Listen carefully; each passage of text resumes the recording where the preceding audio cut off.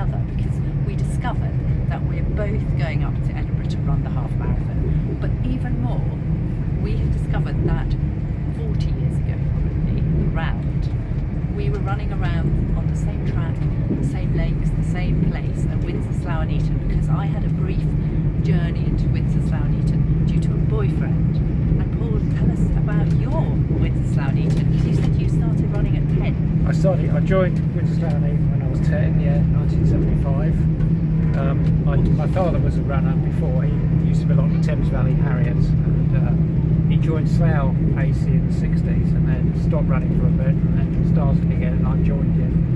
And then we both joined Windsor, Slough and Eton. And you're still running, so 1975 to 2023. To 2020. 48 years I've been a member. Wow. Yeah. And why do you still, what makes you still run? I think I've just done it all my life, really. So I started running when I was about 8 and joined Windsor when I was 10. And I think it's just good for mental health and keeping fit and the social side of things as well. I just love it, yeah. And I coach now as well. So. Do you? Yeah. And so what's your favourite, we're both going to do a half marathon. I wouldn't say half marathon's my favourite distance, but what would you say your favourite distance is? Well, when I was at Windsor, I was mainly a track runner, so 5,000 and 10,000 metres. I did do the steeplechase as well, and they needed points for the Southern League. For the Southern League, yeah. I suppose my best distance was probably 10 miles. What time did you run 10 miles? 55, 47 and 10 miles. That is very good because that's fast running, isn't it? And it's a nice distance, 10 miles. It is, yeah. You get into a nice relaxed rhythm without really going for it, and it's over relatively quickly. Yeah. It's not like a marathon where you've got to do a lot of training for it. And or a half marathon when you've got that extra 3 miles. Yeah, exactly. And so which we're going to. So are you looking forward to Sunday? I will be looking forward to Sunday, yeah. I'll just enjoy it, there's no real pressure on me, but I'll enjoy it, and hopefully I can run a decent sort of time, but hopefully the body will stay free of injuries and aches and pains, and I'll get over the line in one piece. Yeah, that's the main thing, just to enjoy it, really. Yeah. Very good, and we might find each other. I'll look out for you. Yes, absolutely. I'll be chasing you probably. I don't think I'll. But we'll be around at Buttleborough, won't we? And we can. Yes. I'll look out for you. Okay. So yeah, thank absolutely. you. How exciting! No problem.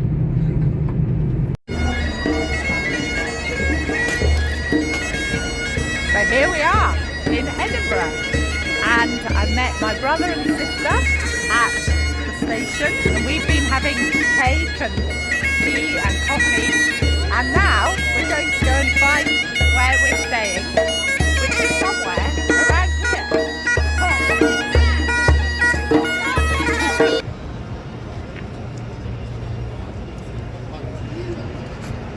Edinburgh Castle. Such a gorgeous, gorgeous evening. I've always been to Edinburgh to visit my brother in beautiful sunny weather, so I have a vision of Edinburgh as sunny and beautiful, which it is. But I do also know from stories of him about golfing in the winter in more than gales. Very, very cold weather. Anyway, we're just wandering around the streets of Edinburgh, enjoying the whole energy of holidayness, actually. Good morning. As you can hear, I'm in one of my favourite places, the coffee shop in beautiful Edinburgh. We just walked through with those huge skies of expansiveness and the wide streets. Any of you who haven't been to Edinburgh, it's definitely worth a visit. It's a beautiful, beautiful city. And we just had some breakfast, making our way down to my brother's house where my sister is. And lots of coffee shop noises.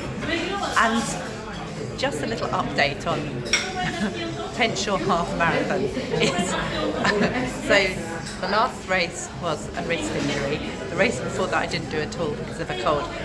This race I'm actually starting to feel suddenly better, but I get affected by the pollen in a funny way, in that it gets somehow in my ears and I get very foggy, dizzy, weird thing. And that's been happening since Wednesday. Anyway, Anadi encouraged me to take an antihistamine, and I am already like, I feel more alive. So, we will see. However, what I was going to say in this video anyway, is that any time the body isn't quite doing what we would like it to do if we're a runner, it always practices letting go. Just letting go of attachment to outcome, letting go of narrative of, is my body all right, can I do this, will I do this, just being totally present and totally where we are. And I think that it's such an important thing for me.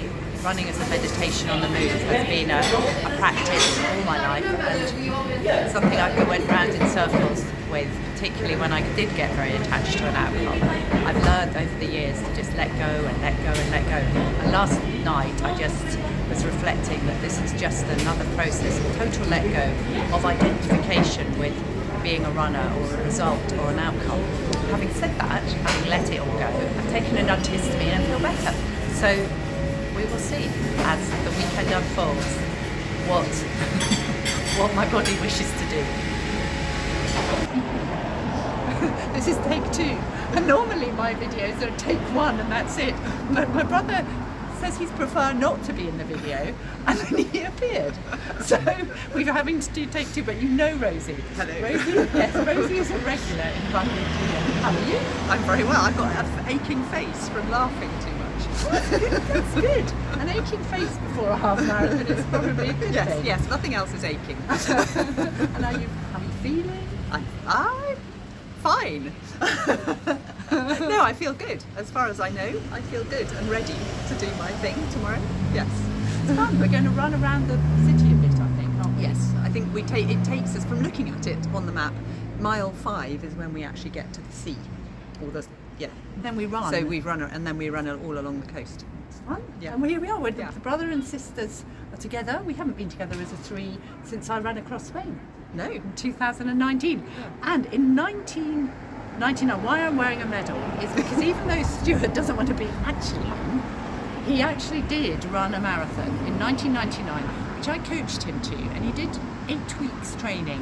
I think he did about 450 on 8 weeks training. He wasn't the easiest athlete to coach. We had a lovely chat every week. We didn't really do what I said, but he still did a marathon in 4 hours 50 in 1999. And then you've got... I have the 23rd London Marathon, which he did in 2003. I don't know what he did then. I don't know, but he went to a 50th wedding anniversary in Dundee the day before, which is and then flew down to London and then did the London Marathon. On about so maybe 2 didn't hours sleep. perform at his best. Anyway, we are now going in to have coffee and cake, all part of the cargo loading. Lovely cake. Sue makes an amazing cake, who's our sister-in-law. So we're all going to go and enjoy carrot and ginger cake. Yeah. Here we all are, making our way to the start of the Edinburgh Half Marathon. I'm in a nice jumper because all my all my clothes are in my bag. And it's quite cold, it's 6 degrees. If you have any questions, you can scan the QR code on your event to take you to your personalised event information.